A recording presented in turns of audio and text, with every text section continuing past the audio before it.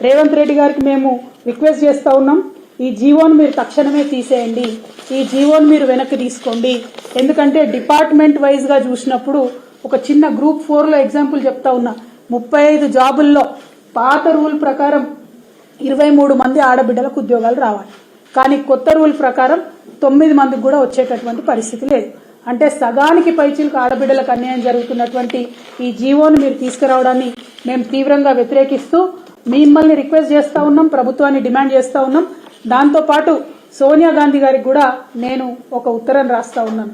సోనియా గాంధీ గారు ఇందిరమ్మ రాజ్యం తీసుకొస్తాం, ఆడపిల్లలకు న్యాయం చేస్తామని మీరిచ్చినటువంటి గ్యారెంటీ మీద ఆనాడు చనిపోతున్నటువంటి బిడ్డల చావుల మీద రాజకీయం చేసి విద్యార్థులలో ఒక భయాందోళనకరమైనటువంటి వాతావరణం క్రియేట్ చేసి మీరు కొన్ని ఓట్లు తెచ్చుకున్నటువంటి విషయాన్ని ఇవాళ తెలంగాణ ప్రజానికానికి గుర్తు చేస్తూ సోనియా గాంధీ గారిని నేను రిక్వెస్ట్ చేస్తా ఉన్నాను. ఈ రాజస్థాన్ విషయంలో సుప్రీంకోర్టు ఇచ్చినటువంటి తీర్పు మరి దేశవ్యాప్తంగా కూడా మహిళల యొక్క హక్కులకు భంగం కలిగించే విధంగా ఉన్నది. అయినప్పటికీ కొన్ని రాష్ట్రాలు, బీహార్ ఒప్పుకోలే, సెపరేట్ జీవో ఇచ్చిరు, మేము పాత పద్ధతి ఫాలో అవుతామని చెప్పారు. కర్ణాటక ఒప్పుకోలే, సెపరేట్ జీవో ఇచ్చిరు, పాత పద్ధతి ఫాలో అవుతామని చెప్పారు. కానీ తెలంగాణ ప్రభుత్వానికి అంత ఆతృత ఎందుకు? కేసీఆర్ గారు వేసినటువంటి కోర్టు కేసుని వాపస్ తీసుకొని మరి కొత్త జీవో ఇచ్చి ఆడపిల్లల నోట్లో మట్టి కొడతా ఉన్నారు. ఒక్కసారి తెలంగాణ సమాజంలో కుటుంబాలను ఆలోచించాలి. మనం ఆడపిల్లలు చదివించడానికే వెనక ముందు అవుతున్నాం. కానీ ఏదో కొంత ఉద్యోగాలు వస్తాయి, గ్యారంటీ ఉందని చదివిస్తా ఉన్నాం.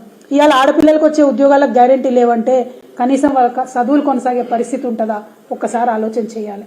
కుటుంబాలు, అన్నదమ్ములు, అక్క చెల్లెలు అందరం కలిసి ఆడబిడ్డల కోసం, ప్రత్యేక హక్కుల కోసం కొట్లాడేటటువంటి సందర్భంలో ఉన్న హక్కులను కాలరాస్తున్నటువంటి ప్రభుత్వాన్ని దయచేసి నిలదీయవలసిందిగా నేను ఆడపిల్లల్ని, ముఖ్యంగా కుటుంబ సభ్యుల్ని, ఎందుకంటే మా హక్కుల కోసం మా అన్నదమ్ములే కొట్లాడాలి, మేము కొట్లాడుకుంటే ముంగటవడం, అందరం కలిసి కొట్లాడితేనే ముంగట పడతాం. కాబట్టి ఇది చాలా దారుణం, చాలా అన్యాయం.